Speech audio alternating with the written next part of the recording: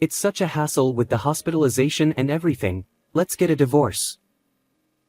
When I was diagnosed with breast cancer and feeling down, my husband said unbelievable things to me. He handed me divorce papers and walked out on me. At first, I was shocked by his actions. But gradually, anger welled up inside me. So, just as he wished, I submitted the divorce papers. I don't care even if he regrets it later. A week later, he, looking as white as a sheet, showed up at my door with a wad of cash. Truly adorable.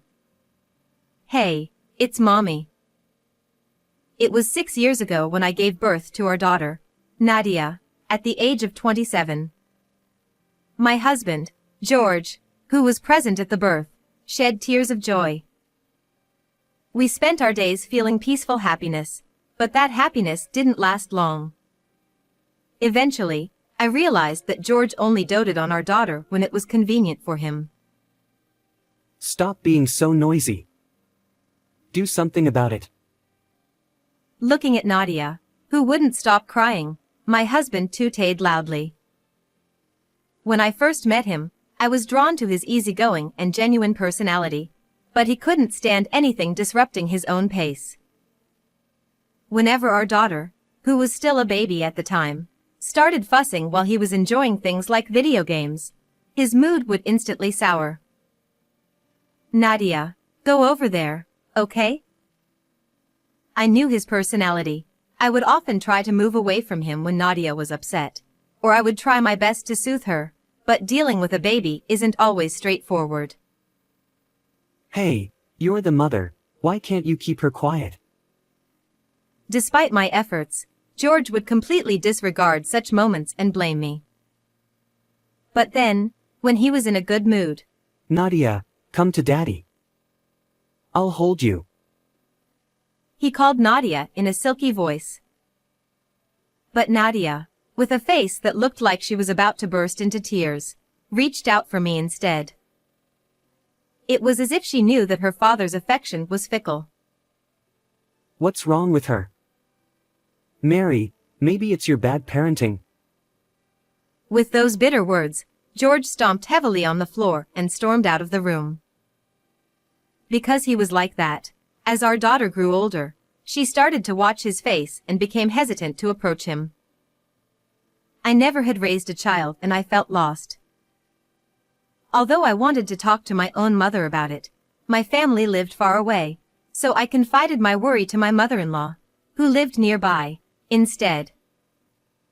She had gone through a divorce when my husband was still in elementary school and had raised him and his sister by herself, making her a resilient woman who had faced many challenges. Since George and I had been together since college, I had known my mother-in-law since then, and she had always treated me kindly. She still works and even holds a high-ranking position at her company. She worried about me and started visiting our house regularly to check on us, despite her busy schedule. My husband also held his mother in high regard, and he would obediently listen to her words.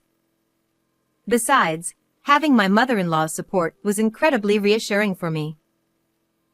Although I had mixed feelings towards George, I wanted to build a good family for her sake as well.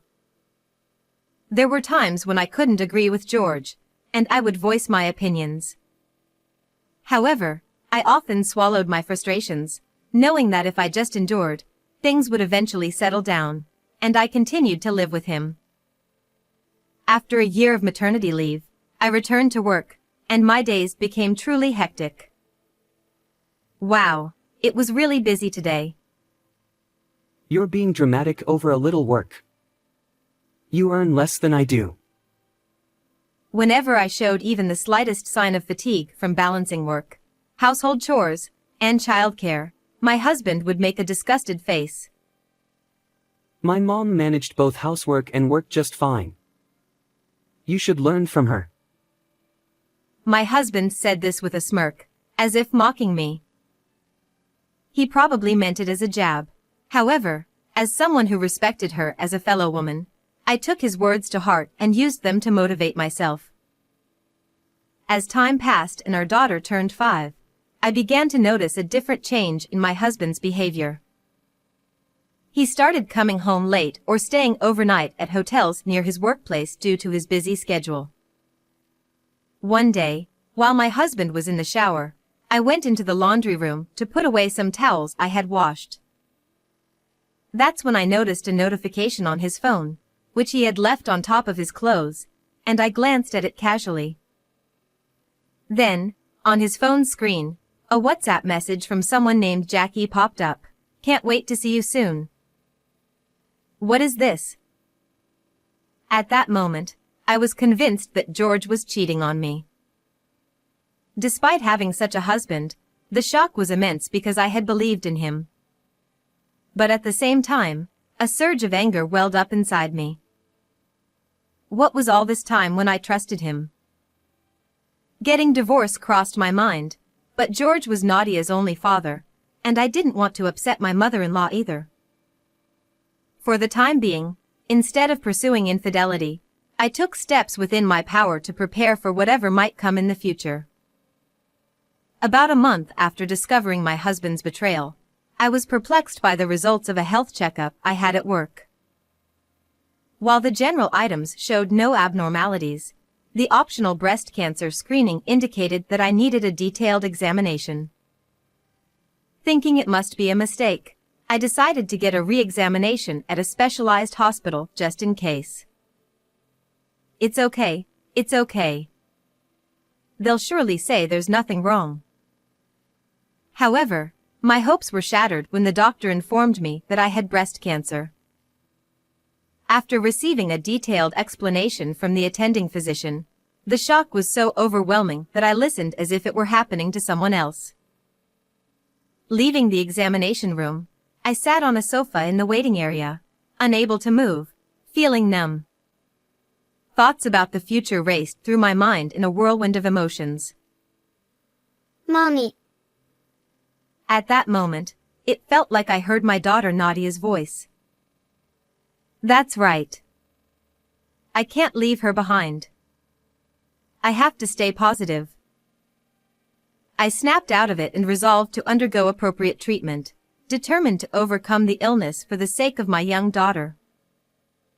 Feeling that I needed my husband's cooperation and understanding, I gathered my courage that evening and decided to talk to him about it. Cancer? That's serious. What are you going to do? Yeah, I think treatment will start soon. But... Oh, okay. I don't want to get all emotional about it. Let me think for a bit. With that, my husband quickly went to bed without even properly listening to what I had to say. Overwhelmed by anxiety and feeling like I was being crushed, tears welled up in me at George's complete lack of concern or comforting words. For her sake, I won't give up, no matter what. As I looked at my daughter sleeping peacefully in the bedroom, I found strength once again. I'm busy at work. The next day, my husband didn't come home. However, the day after that, he returned home after Nadia had gone to bed, seeming strangely cheerful. He proudly waved a piece of paper in front of me. It's such a hassle with the hospitalization and everything. Let's get a divorce. What? Sooner or later, you're going to die anyway. What's the problem with splitting up beforehand? Just put Nadia into some facility or something, okay? He ranted on unilaterally. That's that. Take care. And with that, he left the house, taking only the necessary belongings. At that point, I was beyond anger, just utterly dumbfounded. What? What's with that attitude? Well, whatever, I'll just submit them anyway. Since I became convinced of my husband's infidelity, I had already lost any affection or expectations towards him. So, I decided to go along with George's wishes. I don't care even if he regrets it later. A husband who doesn't bother to listen to others and doesn't care about his wife's well-being. Moreover, he has no regard for our daughter and only thinks about himself. I don't need a partner like that, and I can't possibly forgive him. The next day, I promptly went to the city hall to submit the divorce papers. On my way back, I visited someone. A week later, I received a message from my husband on my phone. I'm sorry. I want to talk. Well, here it comes. I replied to him, come to the house tonight. I arranged for Nadia to stay with my sister-in-law during that time. I didn't want my daughter to see her father in such a pitiful state. That evening, George arrived at our home looking pale, and he was holding something in his hand. I'm sorry. Please, let's forget about the divorce. As soon as he entered the house, he began to apologize, his attitude completely different from the other day. What? What are you up to now? I said coldly, and he looked flustered with teary-eyed. You suddenly dropped the bomb about having cancer, and I got all shaken up and said those things.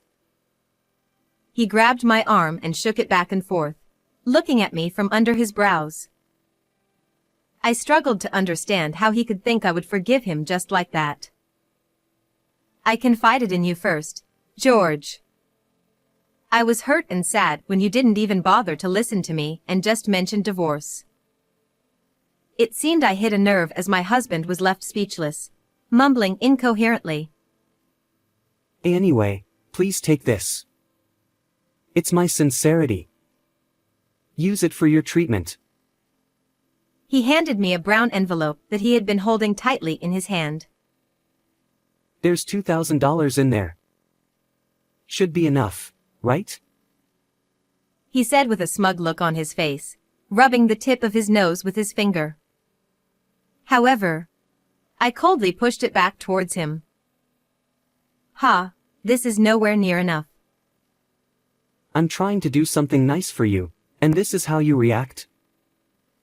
My husband yelled at me, his face turning red. At that moment, someone appeared from the next room.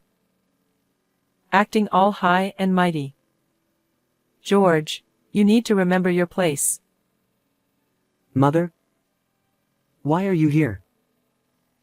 With the sudden appearance of my mother-in-law, my husband couldn't hide his surprise, but then he seemed to quickly come up with something, and his face lit up. Mom, it's awful. I gave her $2,000, and Mary just pushed it back at me. Of course she did. When I told you to apologize properly to Mary and make things right, that's not what I meant. My husband clung to his mother for help, but she remained unfazed and responded sharply. In fact, after submitting the divorce papers at the city hall, I visited my mother-in-law's house. There, I told her about George leaving the house unilaterally. It was also at my request that she was waiting in the next room at that moment. After hearing Mary's story, I contacted this foolish son. I told him to make amends like a real man.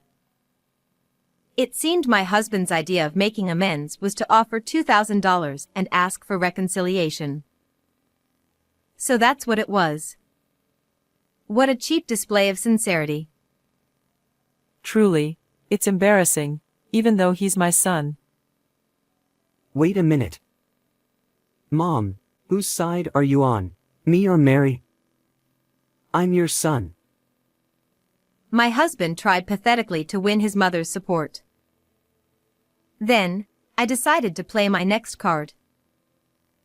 George, you've been cheating, haven't you? For the past year, you've been coming home late or staying out overnight. I thought something was up. Ha! I don't know what you're talking about.